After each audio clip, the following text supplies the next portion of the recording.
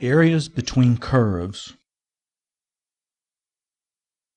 We begin here with a summary of some important ideas concerning area calculations in the familiar case of a region bounded by the graph of a non-negative function and the x-axis over the interval AB, that is, the area under a curve as illustrated here. Recall that we can approximate the region with adjacent rectangles whose top edges touch the curve. A typical rectangle has height equal to f of xi hat, where xi hat is some number along the rectangle's bottom edge and width delta x. And so its area is f of xi hat times delta x, which we can denote by delta a sub I, indicating a small piece of the total area.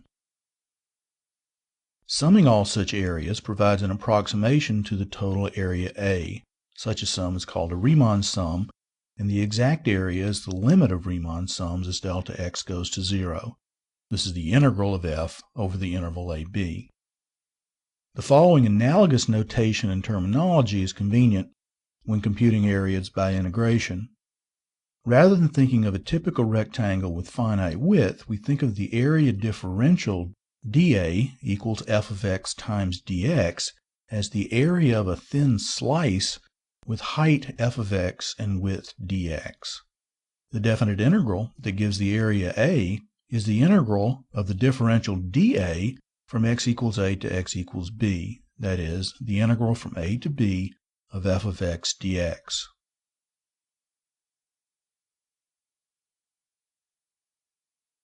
Now let's consider a region that's bounded below by the graph of y equals g of x and above by the graph of y equals f of x between x equals a and x equals b.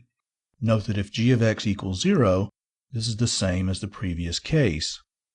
Just as before, we can approximate the region with rectangles. Here, the bottom of each rectangle touches the lower curve. The area of a typical rectangle is therefore delta a sub I equal to f of xi hat minus g of xi hat delta x. Note that the height is the difference between the two function values at xi hat. Summing all such areas provides an approximation to the total area A. Again, we think of the area differential dA equal to f of x minus g of x times dx as the area of a typical thin slice.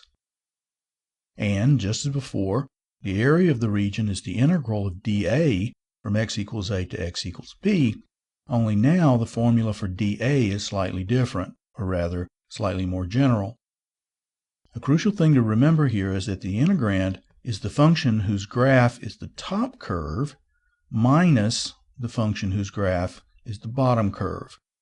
Thus, we're always integrating a non-negative function.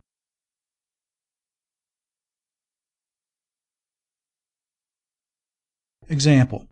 Find the area of the region bounded by the graphs of y equals sine x and y equals cosine x between x equals pi over 4 and x equals 5 pi over 4. Here's a graph of the two curves which intersect at x equals pi over 4 and x equals 5 pi over 4. So the region of interest is the one shaded in yellow here. A rectangle approximation of the region looks like this. The top of a typical rectangle touches the graph of sine x, and its bottom touches the graph of cosine x. So its area, delta a sub I, is equal to sine of xi hat minus cosine of xi hat, all times delta x. The area differential, dA, equals sine x minus cosine x dx. So the total area A is the integral from pi over 4 to 5 pi over 4 of dA, sine x minus cosine x dx. Now let's do the computation. Sine x is the derivative of minus cosine x, and minus cosine x is the derivative of minus sine x. So an antiderivative of sine x minus cosine x is minus cosine x minus sine x. We want to evaluate that between pi over 4 and 5 pi over 4. Now 5 pi over 4 is a third quadrant angle, so we get negative values for both sine and cosine at 5 pi over 4, Those values are both negative root 2 over 2. So the value of minus cosine x minus sine x is plus root 2 over 2 plus root 2 over 2. Then we subtract the value at pi over 4. At pi over 4, both sine and cosine are root 2 over 2. So we're subtracting minus root 2 over 2 minus root 2 over 2. The first of these equals root 2, and the second of these equals minus root 2. And so we have root 2 minus minus root 2, or 2 times root 2. This is the exact area of the yellow region. Now let's look at another example. Find the area of the region bounded by the graphs of y equals x squared and y equals x plus 2. Here's a picture showing the two graphs and the region whose area we'd like to compute. The first thing we want to do is find the x-coordinates of the points of intersection of the two graphs. Those will end up being our limits of integration. So what we'll do is we'll set the two functions equal to each other and solve for x. We rearrange the equation and factor, and we find that the two roots of the equation are x equals minus 1 and x equals 2. Now let's look at a typical vertical slice in the region. The top of that slice is along the straight line y equals x plus 2, and the bottom of the slice is along the parabola y equals x squared. So the length of that slice is x plus 2 minus x squared. So we'll write our area differential dA as x plus 2 minus x squared times dx. And so the area is the integral from x equals minus 1 to x equals 2 of dA. Now we'll antidifferentiate each term. We get 1/2 x squared plus 2x minus 1/3 x cubed, and we evaluate that between minus 1 and 2. The value at 2 is 2 plus 4 minus 8/3. The value at minus 1 is 1/2 minus 2 plus 1/3. Now let's do this arithmetic by first gathering together all the whole numbers. We have 2 plus 4 and then a minus minus 2 for an 8. Then we have minus 8/3 minus another 1/3, which is minus 9/3, and then we have a minus 1/2. Of course, this is 8 minus 3 minus a half, or 5 minus a half, which is 9/2.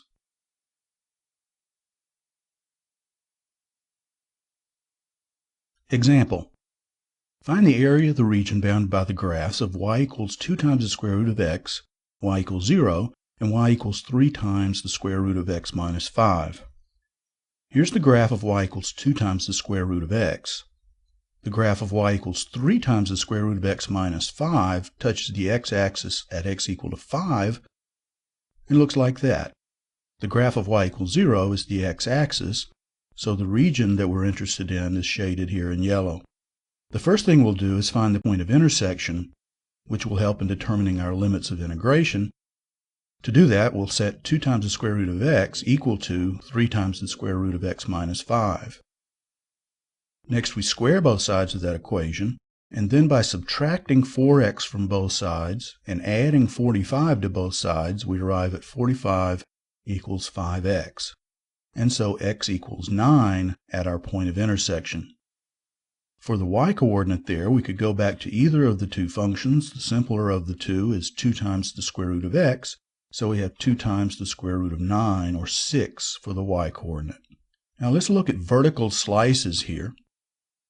Toward the left side of the region, a vertical slice touches the graph of y equals 2 times the square root of x and y equals 0.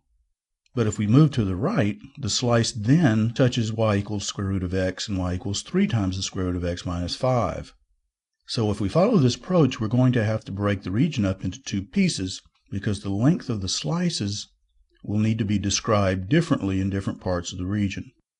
The cutoff point here is at x equals 5, clearly.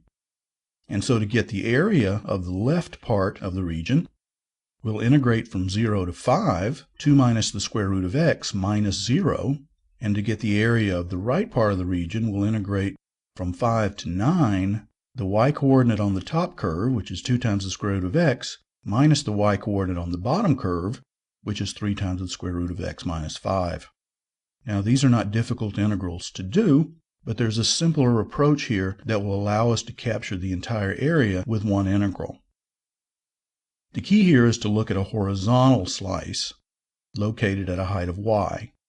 This is because the length of that slice can be given by a formula that's independent of where it is in the region. In other words, all horizontal slices are basically the same. The length of the slice is going to be given by the x-coordinate on the right end minus the x-coordinate on the left end, but these have to be described in terms of y. So we need to solve for x in each of those two equations involving square roots. For the curve on the right, we'll divide by 3 and square both sides, and then add 5 to obtain x equals 1/9 y squared plus 5. For the y equals 2 times the square root of x curve, we'll square both sides and divide by 4, and write that as x equals 1/4 y squared. So our slice area is going to be given by the x-coordinate on the right, 1/9 y squared plus 5, minus 1/4 y squared, and then times dy. Now let's simplify that a bit. 1/9 minus 1/4 ends up being 5/36. Let's also go ahead and factor out 5/36 so that we have 5/36 times 36 minus y squared dy. Now y coordinates in our region extend from y equals 0 to y equals 6, so that's the interval over which we want to integrate dA. So the area is the integral from 0 to 6 of 5/36 of 36 minus y squared dy. This is a fairly simple calculation now. Our antiderivative for 36 minus y squared is 36y minus 1/3 y cubed. And we evaluate that between 0 and 6, which is 536 times 216 minus 1/3 of 216. So we have 536 times 2/3 of 216, which is 144, and 144 divided by 36 is equal to 4, so our area ends up being exactly 20 square units.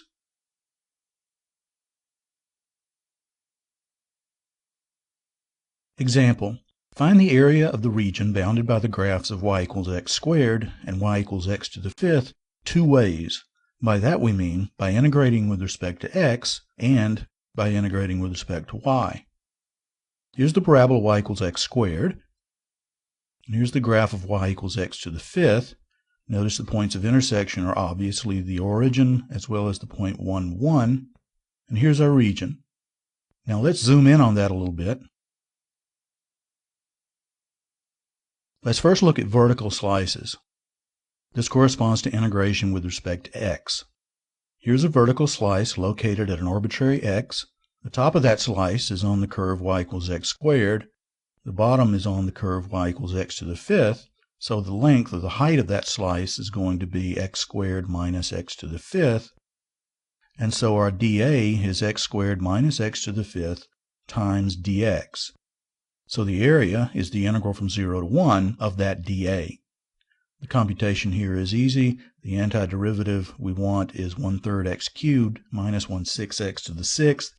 And evaluating that between 0 and 1 gives us 1/3 minus 1/6, or 1/6.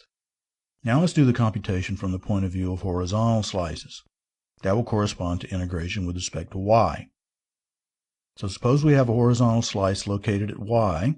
Its length is going to be the x-coordinate on the right minus the x-coordinate on the left, but those have to be described in terms of y, so we solve y equals x to the fifth for x, getting x equals the fifth root of y, and solve y equals x squared for x, getting x equals the square root of y.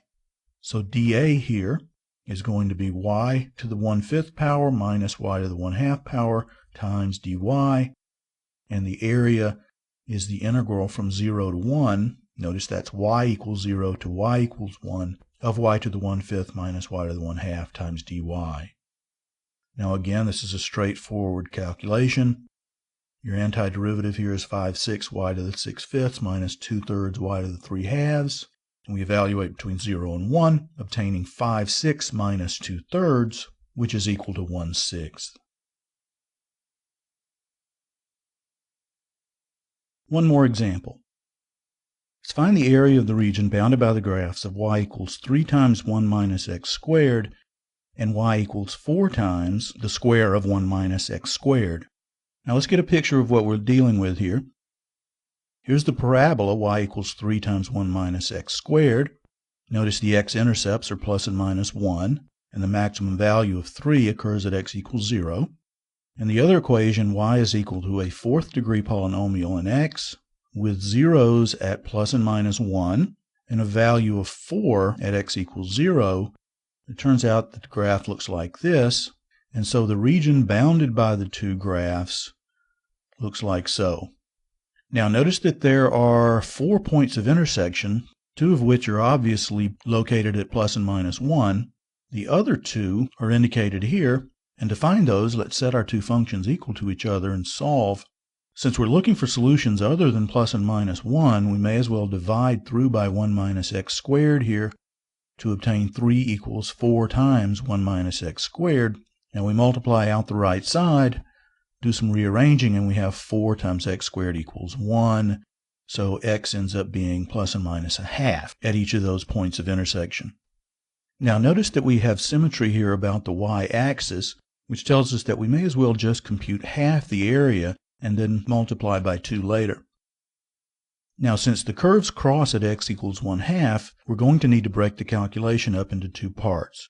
We'll calculate one integral from 0 to 1/2, and then another integral from 1/2 to 1. Between 0 and 1/2, the top edge of the region is the fourth degree curve, and the bottom edge of the region is our downward opening parabola. So the length of a vertical slice there is given by 4 times the square of 1 minus x squared minus 3 times 1 minus x squared. Between 1/2 and 1, it's just the opposite. So we'll integrate from 1/2 to 1, the opposite difference. Now let's work out these integrals. We'll first simplify the integrands. Notice that each one is just the negative of the other. Now when we multiply out 1 minus x squared squared, we pick up an x to the fourth term, so we have a 4 times x to the fourth, and we also get a minus 2x squared, which gets multiplied by 4 for a minus 8x squared, and then we have a plus 3x squared from the other term, so we have minus 5x squared, and the constant term ends up being 4 times 1 minus 3 times 1 for a 1. So we'll integrate from 0 to 1/2, 4x to the fourth minus 5x squared plus 1, and then integrate from 1/2 to 1, the negative of that function. Now let's antidifferentiate and evaluate between the endpoints. Our antiderivative is 4/5 x to the fifth minus 5/3 x cubed plus x, and for the second term, we just have the negative of that same antiderivative evaluated between 1/2 and 1. Now we substitute 1/2 into the first term and subtract its value at 0, which is 0. Then we add the value of the second antiderivative at 1 minus its value at 1/2. And so now let's do all this arithmetic. Notice that we have 4/5 times 1/32 plus another 4/5 of 1/32 for an 8 over 160.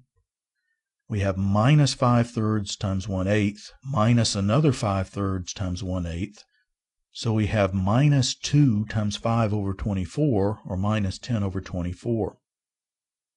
We also have plus 1/2, minus 1, minus a minus 1/2, all summing up to 0. Now the only terms we haven't accounted for are minus 4/5 and 5/3.